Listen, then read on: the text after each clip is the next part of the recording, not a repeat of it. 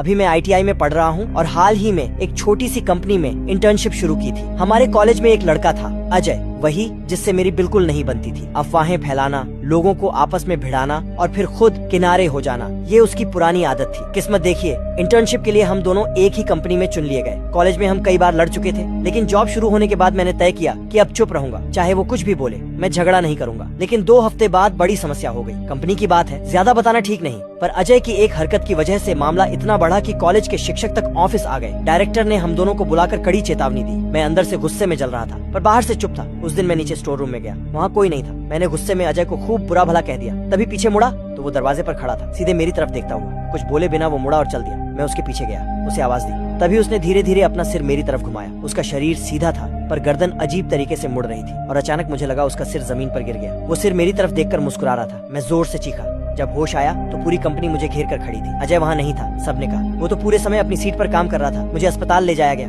मैंने कुछ दिन की छुट्टी ली। फिर खबर मिली अजय ने ऑफिस की दूसरी मंजिल से कूदकर जान दे दी। CCTV में दिखा वो खुद ऊपर गया और नीचे गिर गया। मैं वापस काम पर लौटा तो माहौल अजीब था। फिर एक दिन मैनेजर का फोन आया। उसने पूछा क्या मैं शनिवार को नीचे गया था। मैंने मना कर दिया। उसने कहा उसने मुझे स्टोर रूम की खिड़की में खड़ा देखा था। मैं उसे घूर रहा था और फिर अचानक गायब हो गया। सच कहूँ, आज भी मैं डर में जी रहा हूँ। उस दिन जब मैंने वो सब देखा था, उससे पहले मैंने एक और चेहरा देखा था। वो अजय नहीं था, वो मैं था। मेरा शरीर आगे था, लेकिन चेहरा पीछे मुड़कर मुझे देख रहा था। उस दिन मैं अजय को देखकर नहीं, खुद को देखकर चीखा था और आज तक समझ नहीं पाया कि वो क्या था।